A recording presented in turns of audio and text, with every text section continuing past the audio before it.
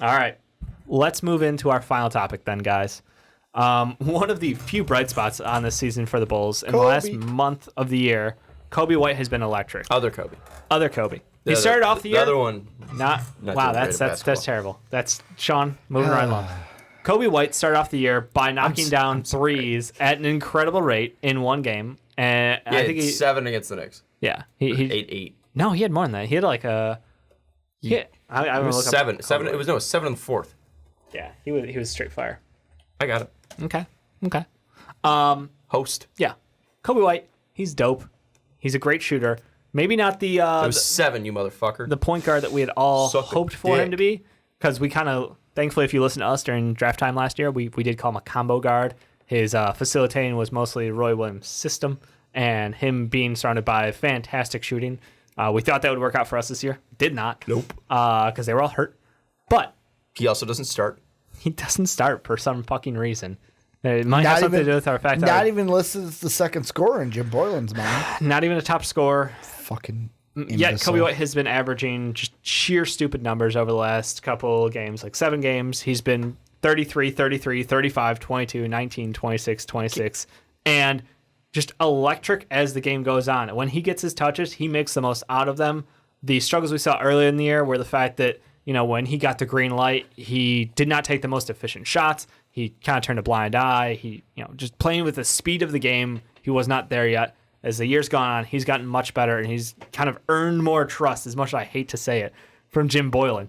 It's just, is this guy legitimately, our guy for the future? I don't even know how to phrase the question for this segment, but, is he real? Well, I want to ask, I want to clarify this. Yeah. When I first said the thing about Jim Boylan, it was after the Pelicans game about second scorers. Yep. Jim Boylan was asked, who do you want to step up offensively as a second scorer? Because Zach LaVine was basically the do-it-all guy. And he was naming Arcidiacono, Thad, and Chandler Hutchinson. Yep.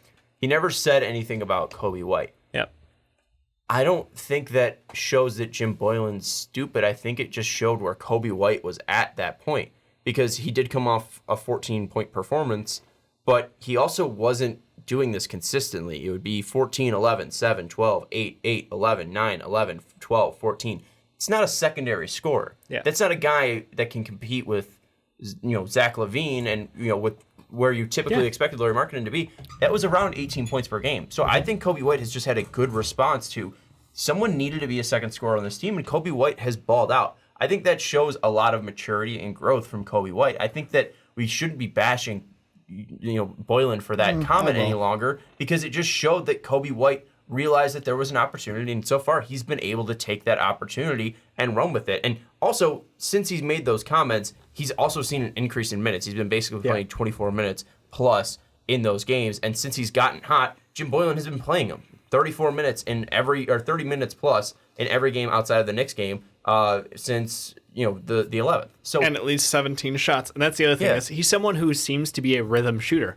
If you give him more shots, if you look at the games where he's taking more shots, he's hitting them as the game goes on. It's just something where he needs to get in rhythm, and I wonder if that's one of the things that hurt him early in the year, were the really short rotations that Jim Boylan was enforcing, the fact that he wasn't getting the touches when he was out there, unless he knocked down one, and I was like, okay, we'll let him get a little run with it. Then he gets inferno hot, and we're like, okay, maybe we should play this guy more. Yeah, past 13 games, he's had 10 attempts or more, 20 points, 43.9% from the field, 37.7% from 3. Yeah. He's gotten opportunities. He's done a great job with it. Yeah, so I think he's somebody who, given the run, given the shots, given the touches, the ceiling is definitely there for him. Ricky, what do you think? For me, he is, we talked about the Cavs on the fast break, and we mentioned Sexton and Garland, and we talked a lot about, if you do want to blow it up, or who do you build around? No, Coby White's the guy we can build around. And the thing I'm seeing right now is what we all thought after we had set in, because when we drafted Coby White, I'll be honest, I wasn't the biggest fan of the pick. It took a little bit to process it and then be like, okay, he's ours, he's here. I love him for it. He's a Bull. Yeah. But this is what we expected. Beginning of the year on Superfans, we talked about, hey, probably won't have a big role early. By the end of the year, you want to see him grow into his own as an NBA player, start to then take over some of that scoring, because in our mind, the future was, and I could be wrong and misremembering this, that Coby White was going to be our second scorer. Like that it was Zach. No, it was marketing. And that, after marketing. We're supposed to have two 20-point scorers and Zach and Markkinen. And then Otto Porter. Otto Porter was going to be the wild card because he played so well at the end of last year. That we didn't know if it was going to carry over. Right. But this is... There wasn't supposed to be this pressure on Coby White. That's what you're misremembering. Yeah, there wasn't supposed to be this pressure. He's supposed to be able to come off the bench. I'm not saying and there's grow. pressure on him. No, but to be the second scorer, that wasn't on him. He was just supposed to be a bench player. I'm saying grow develop into who he was. into, like, yes, this could be our second scorer of the future. At some point, but I don't think we were supposed to see that this year. Yeah, but the development we can, and that's what we're seeing now. I mentioned it, I think, off the podcast, where when I look at Coby White now, I think of what they tell college kids and what they tell high school kids that are playing is by the end of the year, it's like I heard it a lot through marching bands. Like by the end of my freshman year, everyone would say, well, you're not going to act like a freshman anymore because you're closer to being a sophomore than you are to being a freshman. Same thing we can say for Coby. He's closer to being a second-year pro in this league than that fresh rookie coming out of UNC. And we're seeing him develop, and I hope that it continues the rest of the, 19 games this year I think we got left? Yeah. Am I remembering that right? And then into the offseason and into next year, like, I am excited for the growth that we can get from Coby White. Yeah. And I guess then the question comes to my mind is, where do we see him topping out at if he is going to be like the future of the Chicago Bulls? Do you see him supplanting Zach LaVine? Does that mean like these two guys aren't long to play with each other? I know Zach has been on the court frustrated with Jim Boylan, and there were a lot of rumors going into this or coming up to this offseason of like, all right, it seems like one of these guys has got to go. And, if I had to take a bet right now, it's tough to say. I was so high on Boylan's gone, but like I wouldn't be shocked if Zach ended up moving on. Yeah, but can we still roll on the future? Yeah. Like, do you really think Coby future? White's going to be number one? Like, the Could guy? he be the number one guy? Absolutely not. Okay, that's a great question. 100% not. Like, can Coby White be a part of the future? 100%. Is he the guy? No. Is he the guy on the team that can win more than 41 games? Have we seen somebody that has a truly versatile and in-depth NBA game? I think we see a very capable scorer, a guy that is a very good athlete, but I have not seen an in-depth NBA player yet. And we keep consistently comparing him before the draft prospects to him being a six-man that can light it up. Yep. We keep thinking Lou Will, right? Similar build, similar size, similar scorer. You look at what Lou Will did in his first year that he truly got a ton of minutes. At the rim, he was shooting 55.9%. That was on 279 attempts. He was shooting 55.9%. Coby White this year, 195 attempts at the rim, 52.3%. They were both under 40% in every pretty much area in the mid-range. Lou Will was taking more shots from 16 to the three-point line, and he was at 37%. Coby's better in that 10 to 16 range. He's taken 40 attempts at 40%, but nothing really to write home about as good mid-range shooters. And then you look at Coby, he's taken more threes. Obviously, that speaks to more 2007 basketball to obviously where we are now, but 363s at 35% to Lou Will, 162 at 35%. He's right now, so far, just showing what Lou Williams did when he first came onto the scene in the NBA. I think that we see that type of player. I don't think we can see a truly dynamic and fluid game that shows him as a three-level scorer. I don't think we can see him as a dynamic offensive player. I don't think he has that capability, and that has to do a little bit with his size. I don't think he's ever going to be a great finisher at the rim 6'4". because of his size, but he's very thin. He doesn't play 6'4" out there. I don't think he is that. Do you disagree? I think that he can. I think he can, yeah. Here's the thing. He doesn't go to the whole aggressively. He doesn't finish aggressively is what I want to say. He's crafty around the net, and I think that he finishes creatively. I don't know that he's going to get to the line a billion times a game, which is maybe going to hurt him a little bit. But I also don't think he plays aggressively because he isn't big enough. He's trying to play as a smaller guard, and he's not playing like a 6'4" guard. He's trying to play like Chris Paul. Like Yeah. Like I at least around the rim. Like I think that he is very afraid of contact, and maybe that will change. Very much could, but at least right now that's what I'm seeing. I don't see him as a 3-level scorer, a guy that's going to be a dynamic finisher and attacker at the rim, and you need to do that if you're going to be a guard. I mean, Zach LaVine's game is based off of his ability to get to the rim, and that's what leaves him open from 3 to shoot 38% from 3, and that's what leaves him open to then stop on a dime and shoot from the mid-range. You need to be able to have this breadth of an offensive game, and I don't think he will have that in his time because there's just people who shy away from contact, and I don't think he can be that finisher, that aggressive finisher in this league. I haven't seen him really abuse the pick and roll so far, but I don't think that's something that he is going to be fully off the table. If you give him a Kenny Atkinson, that could be something that he could when you're trying to play pick and roll with Christian Felicio and Luke Cornett out there, you're not exactly getting the most out of guys. And that's fair. So that's why I'm not writing that off of him, but at least truly what speaks to him, his scoring, I don't think he is a dynamic enough of a scorer to be a number one on a team, and I think that his best spot will be probably six-man. Okay. But that doesn't mean that he won't be a Bull for a long time. I think that he's a very good player. Yep. And I don't think they should let him walk. Yep. The way I look at it is, could I see Coby White developing into the guy? I could. Could I also see him developing into the number 2 on this team? I could. We don't know. We don't know what that's going to be. And for me, the thing this year that I will say about what Sean brought up, that kind of plays into this is we talked about Boylan earlier. Yep. He's a defensive head coach, and he knows how to coach defense. But you know what he doesn't know how to coach? Offense. Correct. And Coby White's an offensive player. And I think that the bad thing for Coby this year, and this could be why it's taken so long to see this jump from Coby, is he hasn't had an offensive coach to help him with what he can do. What can you do to develop to be the best player that you can be? Right. He doesn't have that. And we won't know what that is until we get the new coach next year.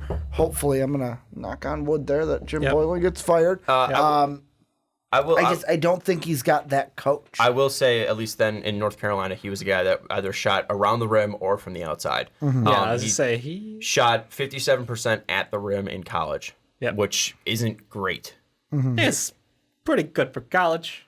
But then again, like it makes sense then why he's shooting 53% in the NBA when guys get stronger, faster, quicker, longer. Well, here's the thing: like in college, he was so quick going to the hole. Like that was he could beat a guy off of one dribble. But even then, he still only shot 57%. Right. Like I don't say think only 57%. I feel like that's a pretty good number. At the rim? Is that? At the rim, know. it's not. Okay. No, I mean like elite of elite is like elite like is like 70. Like 60% is where you want to be. Ready for me to go full old man? Pull up on that Derek computer what Derrick Rose was shooting at the rim. Here's the thing. You saw me typing. I knew he was going to do Rose. I started typing Well, D. Rose is a player who avoids contact going to the rim, like to his own detriment. And that's why he wasn't afraid to attack it. Yeah. Like if he had to go through somebody, he would go through somebody. He was very crafty. Yeah, but he tried to avoid contact as much as possible. But hence he didn't get to the line. Like that's the biggest problem with D. Rose. Like if he got calls for contact and if he went aggressively at people, he would be getting 7 free throws a night. Rookie D. Rose 57% from the field at the rim. There we go. Also 57, 45, 41, 44, and then 21% from 3. But that's a 3-level scorer outside of the 3-point shot. He was. I mean, D. Rose was D. Rose. I know. He's got a lot more mid range. Let's see MVP D. Rose. You can keep talking. But the thing that I want to throw in when Sean had mentioned with being the number 1, and Sean mentioned he doesn't have a lot to his game. I was like MVP with Derek, D. Rose 60. I was gonna say so 60 is definitely like that's elite, and he's at 57. Yeah, like Derek That was in college. Yeah. Oh, that was his college number. Yeah, he's 57 at the rim right in college. He's at 53% right now. Gotcha. Which I don't think is super far off for a rookie. You got to understand, Derrick Rose, the gap between being a number 1 pick and a number 7 pick is obviously there. Yep. But it comes back to the question of what we talked about with the GM topic of building a team around Coby White then. Because Derrick Rose had a team around him. He had, he didn't have to do it all. He had Jimmy Butler. We had Taj Gibson. We had Joakim Noah. Like, we were a complete team. He had Ben Gordon. At that point, Ben Gordon early on. Literally the comp for a lot of people for what Coby White was going to be. Exactly. And I look at it and I go, we won't see what Coby is until we properly build around him. And how do we do that? We get the GM. And how do we do that? We fire Jim Boylan and we hire that GM. So, I mean, for me, it's going to be a lot of dominoes to see what Coby White can become. But I think he's moldable clay to where we don't know what the final form is going to be. I'm trying to figure out which Chris Paul year I want to use, but as a rookie, he was 53%. And I was just like, what is Chris Paul doing right now? Chris Paul has only taken apparently 55 shots around the rim. He's shooting 87% from at the rim. Well, when you take low amount of shots. 48 of 55 at the rim, Chris which Paul I just think is hilarious. Good at basketball. Oh, I know, but I just wanted to share that because that's ridiculous. It is. It's you got a insane. Chris Paul year I could use? Like, what year should be, like, his D Rose How year? about his first year in I think it was 13-14 or 14-15. Yeah, 14-15. Let's do that one. 19 points, 10.2 assists, 82 games. All right, let's see what he did there. Because I'm just trying to figure out, like, an elite guard. That's what I was asking, because like you dropping numbers, I'm like 66.4% at the God damn. Yeah, this is very good. So, but hey, he grew. He was at 52 when he started, right? 53. Yeah. So there you go. 53. I'm not saying that Kobe White's gonna be Chris Paul. Yeah, but he's not. Chris He's Paul not. also was then Ever. shooting like 40% from Yep. everywhere else. Yeah, Kobe White's never gonna be Chris Paul. You got a Ben Gordon year you want me to use? Ben Gordon's best year was probably 2006, 2007. 6-7. All right, let's see what he shot. If he's then Ben Gordon Yep. at the rim, and also Ben Gordon had That a was great Ben piece Gordon's about third year. his mental health, and you should read it. He did actually, yeah. Shout out Ben Gordon. Yep. Ben Gordon at the rim, 51%. So So if he's Ben Gordon, he's gonna be out of the league in 10 years. But he's Ben a Gordon little was better. very good for joking. many years, though. Like that's the thing. Ben Gordon just got phased out of the NBA. I feel like. He had a 10-year career. Yeah. So I said he's gonna be out of the league in 10 years. Yeah, he got phased out. I feel like Ben Gordon had a good enough shot where he could have kept playing. Ben Gordon is a rookie, 41%. Gotcha. Well, he also wasn't mentally stable. I know that's there are other contributing factors to him. But I think at the end of the day, I do see Coby White as someone who can be a top player on this team. But you're telling me future of this team is on Wendell Carter, Sean. I know that's the guy you back more. But is he someone you can build around winning? Like I feel again, his comp has always been Al Horford. And it's like, how do you win around Al Horford? Well, they had a bunch of great shooters in Atlanta. Then on the Boston Celtics, he got to play the center cog of their offense and run it through the high post and let him facilitate out of there. I'm not saying he's like going to be even a top 3 guy. Oh, like, okay. I just think Wendell Carter is such a consistent piece that every night you know what you're going to get from Wendell Carter. His defense, his leadership, his IQ, I think is something that is very hard to find in pros. And I think that that's something that you should keep around on any team. And I think that's the guy that I keep bringing up and going back to because I think that he's going to be a guy like this for his entire career. And there's rumors that he asked to be moved to the 4. I don't know if I love that for him, but he is a guy that currently right now is dominant. Like he's a great when he gets fed the ball, he's efficient around the rim, 70% around the rim. And also I think he is a guy that if you have the right coach around him, they'll let him fully explore being an outside shooter. And although right now in the first 2 years that's something that hasn't been there, but I think that also that could be a guy that has been held back by Jim Boylan is you need to get him in space where he's fully using the full 20 or 30 feet of floor offensively. I think defensively he's great too. So I think he's just an anchor that I think he would be a great piece that sticks around. A la, a Taj Gibson, but more offensively capable. I think like you need a guy that can be there. Luol Deng, you need one of those guys. I think Carter could be that. Gotcha. Okay, I just want to clarify that out there because I'm like, when I'm thinking about like how do we get to be a playoff team and who's that guy on the playoff team, like I don't see him being the standout stud. I think he's the guy who makes sure everything's done the right way. I don't think in this draft they're going to get that standout stud, and I don't think they have one on this team right now. I think Killian Hayes in a rough place. I think Killian Hayes, Coby White, and Wendell Carter Jr. If that's your 1, 2, and 5, I think that's a very good starting piece. But you still need your 3 and 4 to make differences, and you need to have guys that truly stand out in this league on that in those spots. Would you trade if Coby White finished out the year somewhere around the level he's been playing recently? I'm not saying he'll be as good, but like in a similar range. Would you feel confident moving Zach LaVine if some offers came in on him and moving Coby to the starting 2? Absolutely.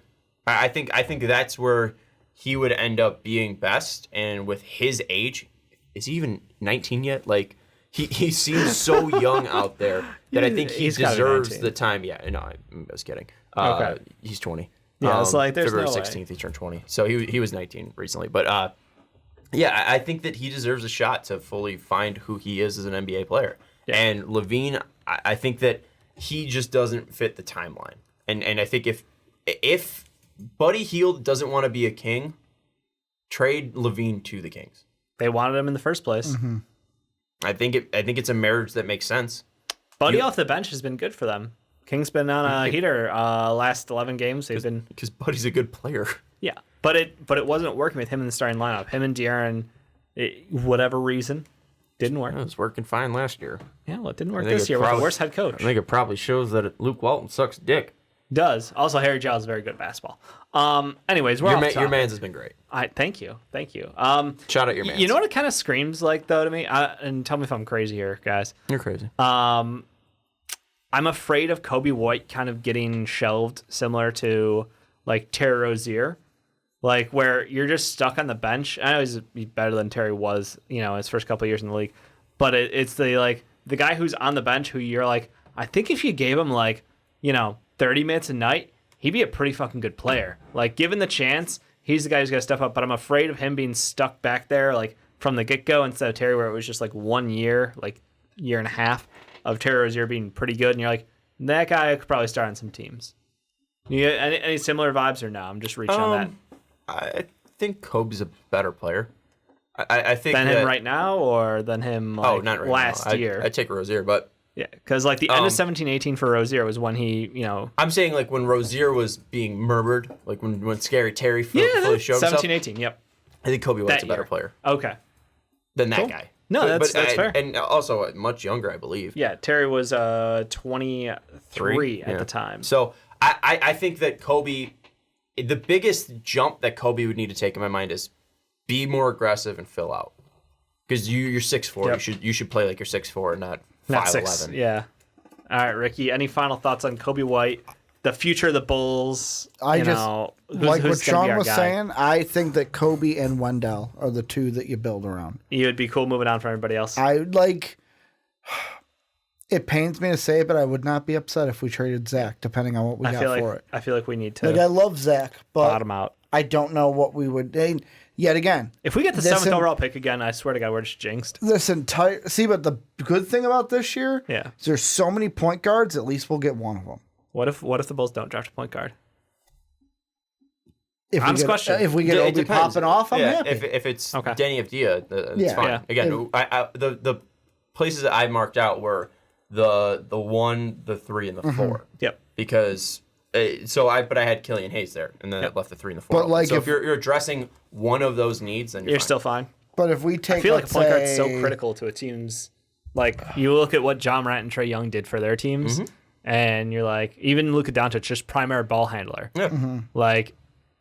If we don't got that guy, how far can we truly get? I mean, look, I don't think is Zach that guy? Is Coby that guy? I don't think the Pelicans would be where they are if they didn't have Lonzo. Oh, definitely not. So I mean, you could just they're that's the most impactful point. That's why I want to really hit. If we for whatever dumb reason, and that's why I think that there's a cap on Coby, because I don't think he's that type of player, that type of leader. Yep. I think that he's more of a guy he's that microwave. He's if you start feeding him and he starts getting hot, that's when the team starts gaining confidence. But they're not going to be led by that confidence. They need somebody who can bring it night in, night out, and be an on the floor leader. Gotcha. Mm-hmm. I think it's a great way to end it. If you guys enjoyed this talk, definitely let us know down below. Let us know your thoughts on Coby White and the future of this team.